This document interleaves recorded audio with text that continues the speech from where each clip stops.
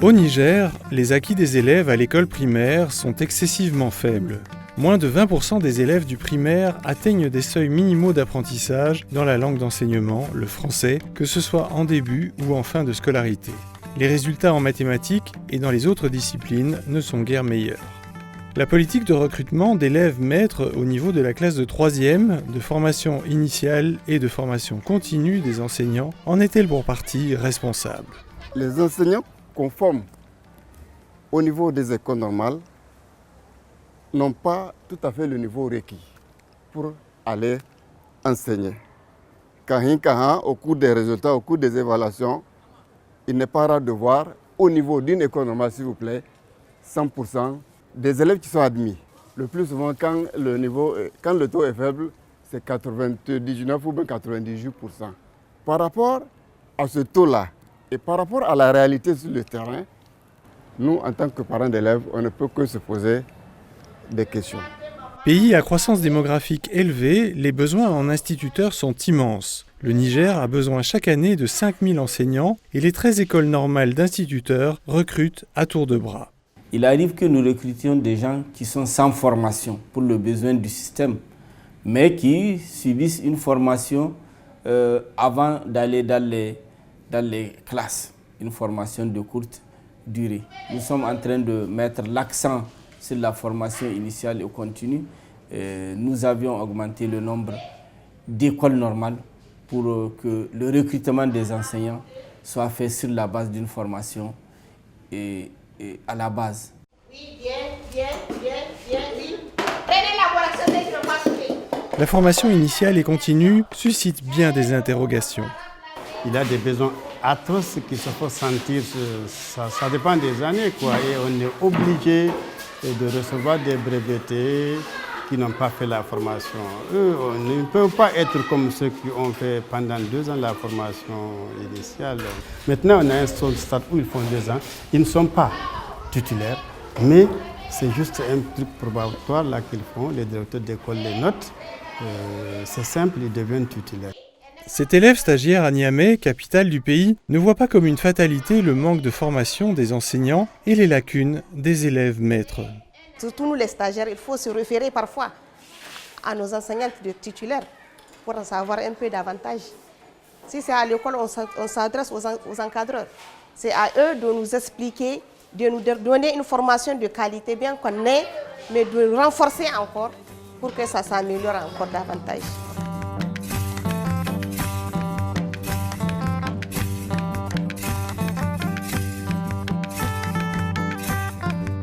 Comment les écoles normales d'instituteurs vivent-elles le sureffectif de leurs élèves maîtres ? Les stages pratiques sont-ils encore possibles ? C'est partout le grand écart entre les normes et la réalité. Nous avons des classes de 65 voire 69 élèves. Ces effectifs, lorsque les élèves vont en stage, vous savez que la formation est bâtie sur l'alternance pratique, théorie pratique, et que constamment nous devons les envoyer dans les écoles.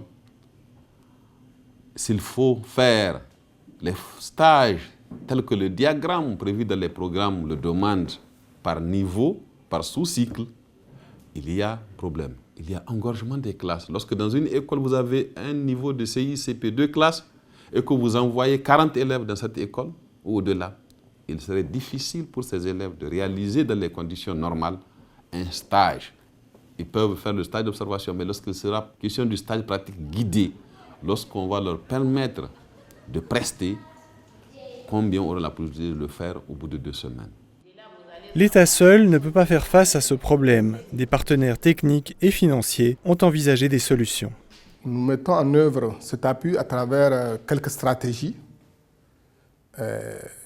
qui sont basées sur une concentration de formation sur les conseillers pédagogiques. Parce que parmi les principaux problèmes identifiés par les conseillers pédagogiques, il s'agit surtout des difficultés qu'ont les enseignants à communiquer.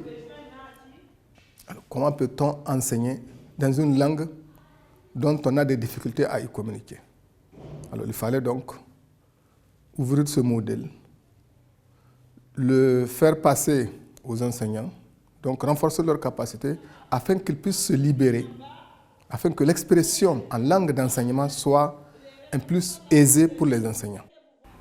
IFADEM, de façon collégiale avec le ministère, a réussi à mettre en place un dispositif de formation hybride, c'est-à-dire en présentiel et à distance. La cible, c'est les enseignants contractuels sans formation initiale.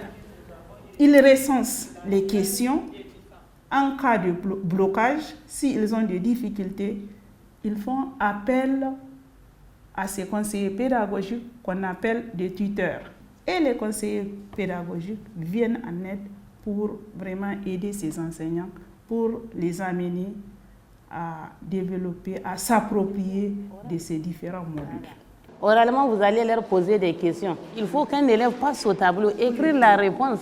L'orthographe du mot, l'élève ne peut écrire correctement un mot que quand lui-même il a su répéter et écrire le mot là, madame.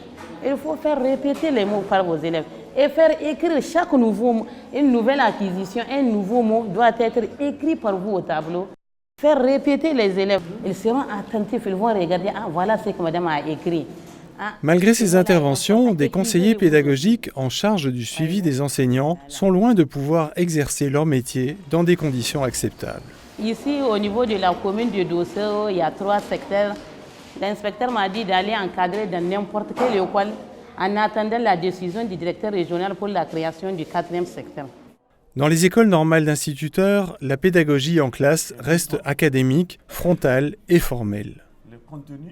La formation ne transmet pas des contenus. Elle n'aide pas non plus à mieux maîtriser la langue d'enseignement et par formation professionnelle, les encadreurs entendent l'apprentissage de techniques d'animation de classe. La formation professionnelle, nous mettons l'accent sur le stage qu'ils font. La certification, souvent, elle prend en compte les pratiques de classe durant les stages que les élèves maîtres font. Mais malheureusement, s'il faut s'en tenir au niveau de la maîtrise des contenus, compte tenu de ce que je vous ai dit qu'ils ont comme handicap, la non-maîtrise souvent de la langue d'enseignement, alors s'il fallait faire une rigueur sur la maîtrise de ces disciplines comme la mathématique ou le français, la certification risque d'avoir ou bien prendra un coup. Mais nous, au niveau de l'école normale, nous nous sommes appesantis sur la formation professionnelle. Et qu'est-ce que nous entendons par formation professionnelle? Nous essayons de former les élèves et leur apprendre à pratiquer le métier, malgré que nous savons qu'à l'intérieur, les contenus ne sont pas maîtrisés par un grand nombre. Le titre 2, qui est intitulé « Les finalités, objectifs, contenus et méthodes du système éducatif ». Déterminer des profils d'entrée et de sortie des enseignants des écoles normales d'instituteurs, contrôler leur flux, semblent des pistes pour des solutions à suivre. Le système de recrutement tel qu'il est fait, sur la base de 2 épreuves de mathématiques et de français, ne permet pas d'apprécier le niveau d'entrée. Il serait beaucoup plus possible que dans la phase de recrutement, qu'elle soit faite sur la base de critères beaucoup plus explicites pour permettre aux écoles normales de pouvoir choisir des élèves à mesure d'être enseignant, parce que le métier a beaucoup d'exigences. Puisqu'à ce stade-là, la question des effectifs sera réduite et les écoles normales pourront répondre à l'exigence de la formation de qualité des enseignants. Très souvent mise en avant dans l'optique de former au métier d'enseignant, puis de rompre son isolement professionnel et pédagogique, la formation initiale et continue comporte de nombreux effets positifs. Mais telle que pratiquée aujourd'hui au Niger et dans d'autres pays d'Afrique, elle ne contribue que faiblement à l'amélioration de la qualité de l'enseignement et des apprentissages. Ce sont les maîtres et les élèves qui en pâtissent.